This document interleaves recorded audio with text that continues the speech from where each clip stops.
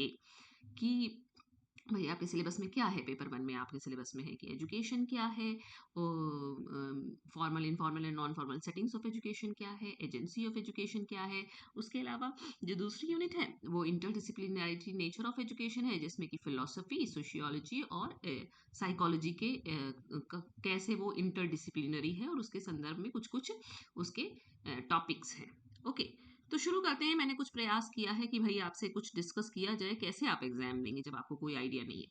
तो जैसे most important and most preliminary and most basic question यही बन सकता है कि what is the primary aim of education, शिक्षा का मुख्य उद्देश्य क्या है।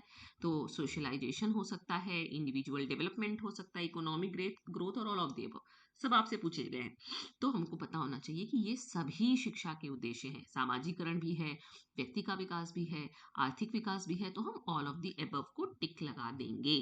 Okay, then next question, who defined education is the development of all capacities of the individual. देखिए, चूंकि सिलेबस में डेफिनेशन ऑफ एजुकेशन है, तो कोई सी भी डेफिनेशन पूछी जा सकती है कि ये किसने दी है। मतलब जो कोई खास डेफिनेशन हो, जो थोड़ी इंपॉर्टेंट डेफिनेशन हो। तो जैसे डीवी का कथन है, ये डीवी का वैसे रिकंस्ट्रक्शन ऑफ एक्सपीरियंस भी डीवी ने दिया है कि ये शिक्षा का उद्देश्य है ना। तो डीवी को हम टिक लगा देंगे। फिर जैसे कि ये एक बहुत फेमस डेफिनेशन है, education is the manifestation of perfection already present in man. तो आपको पता होना चाहिए, विवेकानंद जी ने कहा है कि शिक्षा जो है वो मनुष्य में पहले से उपस्थित जो परफेक्शन है उसका एक प्राकटीकरण है। मतलब हम कुछ अलग से आपको नहीं देते, बल्कि जो अंतर्निहित शक्ति आपके में है उसी को निकालना शिक्षा का काम है। तो ये विवेकानंद का कथन है। मतलब इस तरह से सवाल पूछे जा सकते हैं कि कोई फेमस सॉरी, कोई फेमस एजुकेशन की डेफिनेशन लिखकर पूछ लिया जाए कि ये डेफिनेशन किसने दी है। तो डेफिनेशंस ऑफ एजुकेशन याद कर लीजिए। और क्या पूछा जा सकता है, विच of the following is a characteristic of education, कि शिक्षा का, कि इसमें से कौन सी विशेषता शिक्षा की है। जैसे कि वो पूछ रहा है, it is a life long process, शिक्षा जीवन पर्यंत चलने वाली प्रक्रिया है, या it is limited to formal institution, या ये केवल फॉर्मल इंस्टीट्यूशन तक सीमित रहती है, या ये केवल बच्चों के लिए है, या केवल जिंदगी में एक समय चलने वाली घटना है। तो आपको पता है कि इनमें से कोई भी नहीं है, लेकिन जिंदगी जो शिक्षा है वो जीवन पर्यंत चलने वाली प्रक्रिया तो है ही। इतना तो हम लोग जान ही गए इतने दिनों से शिक्षा शास्त्र पढ़ते हुए। तो ये टिक हो जाएगा, मतलब ये सही उत्तर हो जाएगा आपका। तो इस तरह से कोई प्रश्न बन सकता है। या what is the concept of education that emphasises individual freedom and autonomy,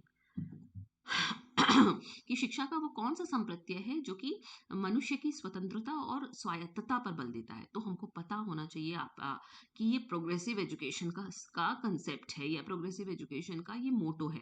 तो स्पेशल एजुकेशन का भी नहीं है, क्योंकि स्पेशल एजुकेशन तो स्पेशल चाइल्ड की बात करता है। वोकेशनल एजुकेशन का नहीं है, क्योंकि वो व्यावसायिक शिक्षा की बात करता है। ट्रेडिशनल एजुकेशन का भी नहीं है। प्रोग्रेसिव ना, जैसे प्रोग्रेसिव का मतलब ये है कि उन्नति परक शिक्षा। ओके, तो प्रोग्रेसिव एजुकेशन इसका सही उत्तर हो जाएगा। फिर ये तो कॉलम ए हुआ। कॉलम बी या सेक्शन बी है formal, informal and non formal settings. खांसी आ रही है। विच of the following is an example of non formal education, यानी कि आपको पता होना चाहिए कि जो शिक्षा के प्रकार हैं या सेटिंग्स है वो फॉर्मल, इनफॉर्मल और नॉन फॉर्मल है। तो नॉन फॉर्मल इसमें से कौन सा है, वोकेशनल ट्रेनिंग है कि ऑनलाइन कोर्सेज है कि अप्रेंटिसशिप है, या ऑल ऑफ द अबव। तो आपको पता होगा कि ये ऑल ऑफ द अबव है, क्योंकि वोकेशनल ट्रेनिंग, ऑनलाइन कोर्सेज और अप्रेंटिसशिप तीनों ही नॉन फॉर्मल एजुकेशन के प्रकार हैं। फिर what is the main characteristic of formal education, इसी तरह से नॉन फॉर्मल भी पूछ सकता है, इनफॉर्मल भी पूछ सकता है। तो फॉर्मल में कह रहा है कि ये स्ट्रक्चर्ड है और सिस्टमैटिक है, या ये इनफॉर्मल है, स्पॉन्टेनियस है, या ये सिर्फ स्कूल तक सीमित है, या ये सिर्फ वयस्कों के लिए है। तो आपको पता है कि इनमें से सब गलत है, लेकिन कौन सा सही है कि ये एक स्ट्रक्चर्ड और सिस्टमैटिक प्रक्रिया है, formal education. Okay, then which of the following is an example of informal, इस तरह से किसी का भी पूछ सकते हैं। तो इनफॉर्मल का वो पूछ रहा है कि क्लासरूम टीचिंग है कि ऑन द जॉब ट्रेनिंग है कि फैमिली सोशलाइजेशन है कि ऑनलाइन कोर्सेज है। तो फैमिली सोशलाइजेशन है। आपको पता होगा कि इनफॉर्मल है, इसमें कोई फॉर्मल ट्रेनिंग नहीं मिलती है, लेकिन हम समाज से, सॉरी, परिवार से सामाजिकरण सीखते हैं, शिक्षा सीखते हैं, मूल्य सीखते हैं। फिर what is what is the primary agency of non formal education, इस तरह से फॉर्मल का भी पूछ सकते हैं, इनफॉर्मल का भी पूछ सकते हैं। तो नॉन फॉर्मल का मुख्य क्या है, स्कूल है कि फैमिली है कि कम्युनिटी है कि टेम्पल है। तो समुदाय जो है वो नॉन फॉर्मल एजुकेशन की सबसे प्रमुख एजेंसी है। ठीक है, फिर इसी तरह से वो पूछ सकता है विच of the following is A benefit of non formal education. Non formal education का लाभ क्या है? ये रिजिड है और इनफ्लेक्सिबल है, कि एक्सपेंसिव है और इनएक्सेसिबल है, कि फ्लेक्सिबल है और अडेप्टेबल है, या ये कुछ स्पेसिफिक ग्रुप तक सीमित है। तो आपको पता है कि नॉन फॉर्मल एजुकेशन फ्लेक्सिबल होती है, अडेप्टेबल होती है, तो ये इसका सही उत्तर हो जाएगा। फिर एजेंसीज ऑफ एजुकेशन से किस तरह से सवाल पूछे जा सकते हैं, जैसे which agency of education is responsible for socialisation. तो ये होम है कि स्कूल है कि स्टेट है कि ऑल ऑफ द अबव है, तो आपको पता होगा कि सभी, घर परिवार समाज सभी हमें सामाजिकृत करते हैं। फिर पूछ सकता है what is the primary role of home in education. शिक्षा किस तरह से, सॉरी, गृह किस तरह से शिक्षा देने में भूमिका निभाता है, प्राइमरी रोल इसका क्या है। तो फॉर्मल इंस्ट्रक्शन तो देता नहीं, फॉर्मल इंस्ट्रक्शन के लिए तो स्कूल कॉलेज जाते हैं। Socialize children impart values and attitudes और टू प्रिपेयर फॉर एग्जाम्स। तो इसमें देखिए टू सोशलाइज चिल्ड्रन भी हो सकता है, लेकिन प्राइमरी रोल पूछ रहा है तो वैल्यूज इम्पार्ट करना और एटीट्यूड इम्पार्ट करना हमको परिवार से ही मिलता है। Okay, then which agency of education is responsible for providing, एक मिनट पीछे चला जाता है ज्यादा, एक minute, which agency of education is responsible for providing resources and infrastructure. शिक्षा की वो कौन सी एजेंसी है जो कि रिसोर्स और इंफ्रास्ट्रक्चर प्रोवाइड करती है। तो होम करती है कि स्कूल करता है कि स्टेट करता है कि कम्युनिटी करती है। तो स्टेट करता है, राज्य हमको ये सब प्रोवाइड करके देता है।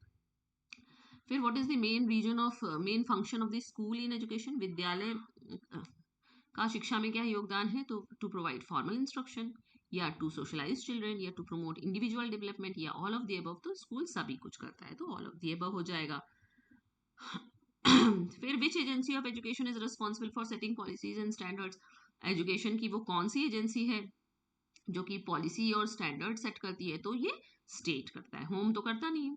स्कूल भी पॉलिसी तो सेट नहीं करता है, स्कूल तो जो सेट की हुई पॉलिसी मिलती है उसको फॉलो करता है। कम्युनिटी भी नहीं करती, स्टेट करता है। फिर inter disciplinary nature of education से किस तरीके के सवाल बन सकते हैं, मतलब ये सिर्फ मेरा एक अनुमान है। Which philosophical concept emphasises reason and rationality. कि कौन सा जो है आपका दार्शनिक कंसेप्ट जो है वो रीजन और रैशनैलिटी पे बल देता है।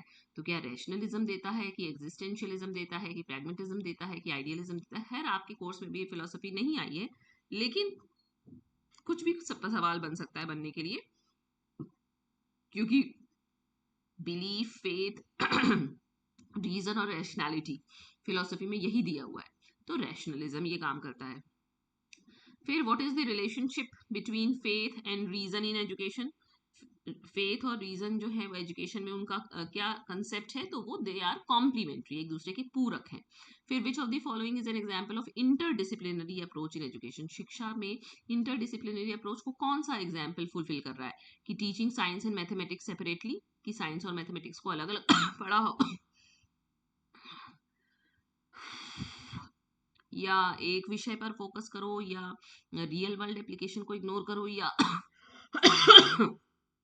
साइंस और मैथमेटिक्स को आर्ट्स और ह्यूमैनिटीज के संग जोड़ के पढ़ाओ। तो आपको पता है कि इंटरडिसिप्लिनरी अप्रोच का यही मतलब है, तो यही टिक हो जाएगा। फिर what is the significance of philosophy in education.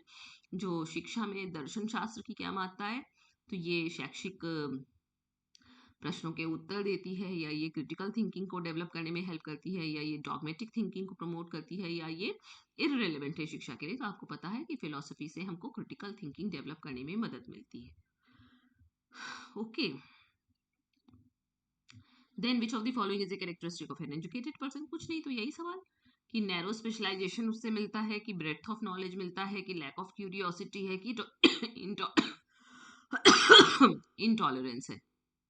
तो ब्रेथ ऑफ नॉलेज मतलब ज्ञान, अच्छा खासा ज्ञान होना चाहिए शैक्षिक व्यक्ति के पास, ऐसा हम मान के चलते हैं।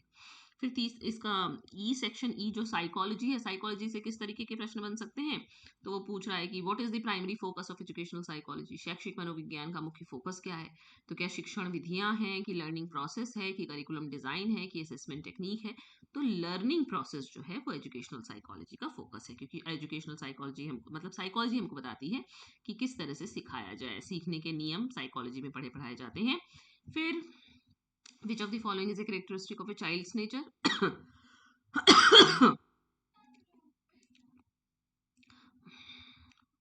बालक की प्रकृति की क्या विशेषता होती है, तो इनेट क्यूरियोसिटी या lack of interest in learning या फिक्स्ड इंटेलिजेंस या पैसिव रिसेप्टिविटी। तो हमको पता होता है कि जो बच्चा होता है, जो बालक होता है, वो बहुत क्यूरियस होता है, उसमें जन्मजात प्रवृत्ति होती है पूछने की, उत्सुकता। तो यही इसका गुण हो जाएगा। फिर what is the significance of growth and development in education? शिक्षा में वृद्धि और विकास की क्या महत्ता है? ये इररिलेवेंट है लर्निंग के लिए? नहीं। ये एक प्राकृतिक प्रक्रिया है या ये वातावरण से प्रभावित होती है या ये केवल जीन से डिटरमाइन होती है? तो हमें पता है कि केवल जीन से तो डिटरमाइन है नहीं, ना ही इररिलेवेंट है लर्निंग के लिए। तो ये प्राकृतिक है कि इन्वायरमेंट से प्रभावित है। तो चूंकि हम शिक्षा में इसकी भूमिका देख रहे हैं, तो शिक्षा भाई वातावरण में से ही तो मिल रही है ना, इसलिए ये it is influence by environment, ये ज्यादा सही इसका उत्तर होगा। फिर विच of the following is an example of cognitive development? क्योंकि डेवलपमेंट है आपकी साइकोलॉजी में, तो कौन सा जो है वो संज्ञानात्मक विकास का उदाहरण है? क्या फिजिकल ग्रोथ या इमोशनल इंटेलिजेंस या लैंग्वेज एक्विजिशन या सोशल स्किल्स? तो आपको पता होना चाहिए कि भाषा का विकास या भाषा हम तभी सीख पाते हैं जब हम हमारा संज्ञानात्मक विकास हो चुका हो। Okay, then what is the role of motivation in learning? Motivation का सीखने में क्या रोल है? क्या ये अननेसेसरी है या क्या ये कोई हिंड्रेंस है या क्या ये क्रूशियल है या क्या ये माइनर है? तो क्रूशियल फैक्टर है। देखिए, सीखने के लिए अभिप्रेरणा का होना बहुत जरूरी है। देन सोशियोलॉजी वाले सेक्शन से किस तरह से प्रश्न बन सकते हैं, जैसे what is the primary focus of educational sociology? तो सोशल इन इक्वालिटी जो है वो प्राइमरी फोकस है एजुकेशनल सोशियोलॉजी का, क्योंकि ये बताता है कि समाज में किस तरह से वर्ग है, वर्ग विभाजन है, किस तरह से पावर डोमिनेंस है, ये सारी चीजें बताता है। तो सोशल इन इक्वालिटी इसका सही उत्तर होगा। फिर विच of the following is an example of social dominance? तो कास्ट सिस्टम, कि भाई जिसकी ऊंची कास्ट है उसका सोशल डोमिनेंस ज्यादा है। इक्वल अपॉर्चुनिटी नहीं है, सोशल मोबिलिटी नहीं है, मेरिटोक्रेसी नहीं है। What is the significance of conflict in education? तो इससे आपको क्या पता चलेगा? ये इररेलेवेंट है लर्निंग के लिए, या ये नेसेसरी इविल है, या ये सोशल चेंज की तरफ ले जाता है, या ये सीखने में बाधा उत्पन्न करता है? तो ये सोशल चेंज की तरफ ले जाता है। जब संघर्ष होता है तभी सामाजिक परिवर्तन होता है। फिर विच of the following is an example of resistance in education? ये नॉर्म्स की तरफ कन्फॉर्मिटी है, या ये अथॉरिटी को चैलेंज करता है, या ये एपैथी टुवर्ड्स लर्निंग है, या एम्फेसिस ऑन इंडिविजुअल डेवलपमेंट है? तो ये अथॉरिटी को चैलेंज करता है। फिर what is the role of education in social change? Social change से कैसे परिवर्तन आएगा, सॉरी, शिक्षा से कैसे सोशल परिवर्तन आएगा? It is a tool for social control, या it is a means of social mobility, या it is catalyst for social change, या it is irrelevant to social change? तो it is catalyst for social change, की शिक्षित व्यक्ति ही सामाजिक परिवर्तन ला सकता है, यानी कि यही उत्प्रेरणा का काम करेगा। देन कुछ मिसलेनियस क्वेश्चन, विविध, जैसे what is the who is the author of the book Emile? तो इमील रूसो की बहुत प्रसिद्ध किताब है। फिर what is the significance of the hidden curriculum? It is irrelevant to learning, या it is a formal part of the curriculum, या it influences students values and attitudes, या it is a minor aspect of education? तो it influences students values and attitudes होगा। मैंने class में भी कई बार hidden curriculum की बात की है आपसे। Then which of the following is an example of a social construct? तो रिलीजन, जेंडर, मैरिज, या या ऑल ऑफ दी अबव? तो इसका उत्तर ऑल ऑफ दी अबव होगा, क्योंकि धर्म, विवाह, लिंग, ये सभी समाज के बनाए हुए कंस्ट्रक्ट है। फिर what is the primary goal of critical pedagogy? तो हमको पता होना चाहिए कि पॉलो फ्रेरे का ये कंसेप्ट है और ये अथॉरिटी को चैलेंज करता है। तो टू चैलेंज डोमिनेंट आइडियोलॉजीज इसका सही उत्तर होगा। Then which of the following is a characteristic of a democratic classroom? तो स्टूडेंट सेंटर्ड लर्निंग इसका सही उत्तर होगा। What is the significance of diversity in education? शिक्षा में विविधता से क्या मिलता है हमको? लर्निंग एनवायरनमेंट इनरिच होता है। Then which of the following is an example of inclusive education? समावेशी शिक्षा क्या होती है? उसमें स्पेशल एजुकेशन भी आता है, मेन स्ट्रीमिंग भी आता है, इंटीग्रेशन भी आता है, तो सारी चीजें हो जाएंगी, all of the above. What is the primary goal of education for sustainable development? तो इसमें भी all of the above. Sustainable development में इकोनॉमिक ग्रोथ भी आएगा, इन्वायरमेंटल कंजर्वेशन भी आएगा और सोशल जस्टिस भी आएगा। Then which of the following is a characteristic of a global citizen? तो इम्पैथी एंड अंडरस्टैंडिंग, भाई जो ग्लोबल सिटीजन होगा उसके अंदर इम्पैथी भी होनी चाहिए और वैश्विक समझ भी होनी चाहिए। Then what is the significance of life long learning? It is irrelevant to career advancement, it is a necessary evil, it is essential for personal growth, या इट इज ए लग्जरी? तो it is essential for personal growth. Okay, तो ये एक प्रयास मेरी तरफ से आपके लिए था। थोड़ा सा खांसी ज़्यादा आ रही थी, इस वजह से मैंने चाहा कि थोड़ा जल्दी बोल दूं। आप इसको इत्मीनान से पॉज करके धीरे धीरे मेरी आवाज़ को स्लो करके सुन लीजिए अपनी सुविधा के हिसाब से। बट इस तरीके के प्रश्न आपसे पूछे जा सकते हैं, बिकॉज यू पीपल वर, मतलब आई थिंक, आई थॉट कि यू पीपल आर ब्लैंक। आपको नहीं कोई आइडिया है कि किस तरह से आपसे ऑब्जेक्टिव टाइप क्वेश्चन पूछे जाएंगे, क्योंकि आपने ना इससे पहले कभी दिए हैं, ना हम लोग क्लास में ही प्रैक्टिस करा पाए, क्योंकि सिलेबस कंप्लीट कराना इज एन अपना अलग टास्क होता है वो। इसी तरह से मैं पेपर 2 का भी कवर कर दूंगी। तो ये एक आपकी भटक खोलने के लिए आपका ये कि किस तरीके से पूछे जा सकते हैं। तो हमें पता हो कि शिक्षा की हम कुछ डेफिनेशंस याद कर लें ज़रूर। हमको इनफॉर्मल, नॉन फॉर्मल, फॉर्मल के कंसेप्ट और एग्जाम्पल दोनों पता होने चाहिए। हमको थोड़ा फिलॉसफी के बारे में, थोड़ा साइकोलॉजी के बारे में, थोड़ा क्या है आपका, साइकोलॉजी, फिलॉसफी और सोशियोलॉजी के बारे में पता होना चाहिए। कुछ उसके बारे में बेसिक, कुछ हमको इंटरडिसिप्लिनैरिटी के बारे में पता होना चाहिए, कुछ राष्ट्रीय शिक्षा नीति से भी सवाल हो सकते हैं, और कुछ विविध, है ना? Okay, so I hope that this video will be useful for all the students of BSM1 who have opted education as their minor subject. Okay, so once again, don't forget to like and subscribe my channel Explore Education. I am sorry I cannot make PPT for it, I am in a hurry this time. Okay, so thank you once again.